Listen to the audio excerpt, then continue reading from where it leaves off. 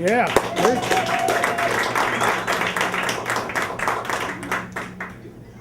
Hi, everybody. Okay, so I have a question for you all. Do we have any opera lovers in the house? Yeah. Okay, we got one. Okay, we got a couple. Okay, do we have any opera haters in the house? Be completely honest. all right, cool. So we got some opera haters. You guys are terrible people. You should feel really bad. Okay, I'm just kidding. No, but seriously. I've been in a lot of operas, both student operas and professional operas. Alas, I do not sing. I've been in the orchestra pit. I play the viola. It's like a big violin, a little bit. People really have never heard of that, but that's what I do for 3 hours a day at least. And so I've also been in musical pits, like where one I did was Oklahoma. Everybody know Oklahoma, the musical? I have a t-shirt from the run of shows that we did in my school, and I tell you, every time I put the damn shirt on, it's just, oh, Oklahoma, in my head the whole day, whole entire day. Yes, so, let me tell you about opera pits, because they're special. They're unlike anything a normal person probably ever has to deal with. So we have the stage, right? Here's the stage, and then underneath the stage is, the ceiling of the opera pit. So we have like this wedge thing coming out into the hall, and then underneath here, they have all the musicians. So it's like kind of like a reverse amphitheater thing. You got like these giant steps going down into the depths, and the conductor's at the top. And most of the people at the bottom can't even see the conductor. I don't know if you knew that. We have to put up with a lot. So each stand has a little clip-on light that's attached to it so we can see because it's dark down there.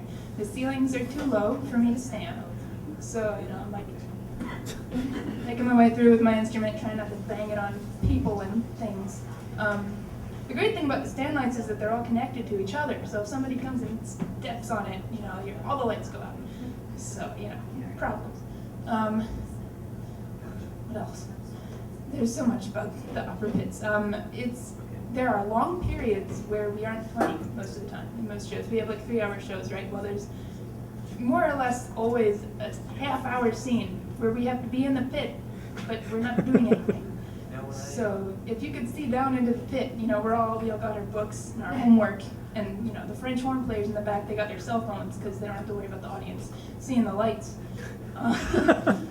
Yeah, French horn players, so that's a problem. More about them later. We go through all these escapades. We all have to wear black because we can't be seen. Full black, long sleeves. It's pretty hot down here in the summer. And we got these boxes that the people in front are sitting on. They got a box and then a chair and then a musician. And the rest of us have to look over their heads at the conductor. We have a very tall conductor. Jamie he's incredible. He's like really tall. So we can't see. And then the people up on stage, they have to see the conductor as well at the same time as all the people down in the pit. He's got to work all this stuff out. So there's a video camera on the conductor, and then the people on stage get these two invisible cameras, TVs, that the audience can't see, but that they can look at while they're singing without looking constantly at the conductor all the time, which will make the audience nervous. So we have these interesting conditions. It's all cramped, it's very small. It's unbelievable how many people you can fit into a dark hole and still have them playing music. So I have some great stories from playing in opera pits. Everything that happens upstage always trickles down to the musicians. We got, one time there was, in the opera I did most recently, just a button. Is that a problem? No, you're fine. Okay. So in the opera I did most recently, at one point there was this, they got the big dresses because it's opera, right? And she's walking up the stairs on this set, and her dress gets caught. And she's singing, and her dress is caught on the stairs. And then she finishes singing, and she's trying to get her dress out. So she just sits, because what else are you gonna do? She's stuck on this. She's sitting on the stage. She's not part of the scene at all. She was supposed to have exited a long time ago. And then there's always a crucial silence. We say silence speaks as loudly as music. And there's this silence, and it's really potent, and then one of the French horn players drops one of their mutes. It's always the French horn players. They got these things that they shove up into their instrument to make it sound different, and they fall. Just on really? Always. boys, the French ones. And then,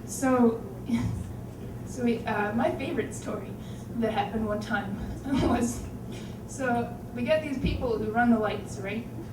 Who set up the lights for the show to go on and off at different times. And this one guy, we're playing Barber of Seville, one of the most famous operas. And the lights, the conductor has a light, right? A spotlight. So he can see the music, so he can see the score, so he can tell everybody what to do, right? So the lighting designer, for some reason, couldn't figure out how to not connect the conductor's light to the stage lights. So the stage lights fade out, and so does the conductor's. So he's conducting, because what else are you going to do? The show must go on. So he's conducting. We can't see him anymore because, there's no peripheral vision. You got to read your music and look at the conductor at the same time. So you use a lot of peripheral vision. Couldn't use it anymore. You had to, we're looking up all the time, and then eventually it got turned back on. But that's pretty much my favorite story because everybody's like, "What are you gonna do?" Because we got the video camera on the conductor and the TVs and the opera can't. You can't see what's on TV if there's no light. So problems. But you really, it's a bonding experience. Because with Oklahoma we did 14 shows in 2 weeks. Don't worry, we had off Tuesday and Wednesday. We just doubled up on the weekends. So you get a lot of this playing. So the 3-hour shows. You guys are like, I eat popcorn or whatever. You're not allowed to eat popcorn. Don't do that. In the theaters, in the opera theaters, they'll kick you out. So anyway, you really get to bond a lot. I've met some of my greatest friends in deep dark holes that we affectionately refer to as the pit of hell frequently. And so, I got my one friend who basically I think it was my little brother, and then we got my other friend who's going to be, I'm going to see her in the summer in the workshop. And, they're wonderful people. They suck at giving massages. Like, seriously, they're really bad at getting, when you're cramped in a dark hole playing for 3 hours, you get amazing shoulder pain and back pain and everything. So I'm with my friends, and I'm like dying with my shoulders, they're like, ah. And so my friends suck at giving massages, so one day I went to the bottom of the pit, back where nobody can see, and I go up to this bass clarinet player. His name was Andres. Now Andres and I had been hanging out, outside orchestra, so I'm like, oh, this is the perfect time, in desperation and frustration, I go up and sit next to him. Okay, it was a move. So I'm sitting next to this guy, and I'm like, are you any good at massages? They suck. And he was like, well, yeah. I'm like at this point, real joy crosses my face. I'm like, really? And so, he was really good at massages. So I'm sitting there in the opera pit, there's people everywhere, and he's massaging my shoulder, and I'm just like, oh, I feel blood in my shoulder for the first time in weeks. And so somehow I don't have any idea how this happened, but the massages, moved to my apartment, just the two of us later. And during the opera, while we're doing the same show again and again, something always happens. The wind players, somebody forgets to count or falls asleep and doesn't come in, and then somebody else doesn't come in, or somebody craps out, seriously, they've nailed the solo every time, and then we get to performance and it sucks.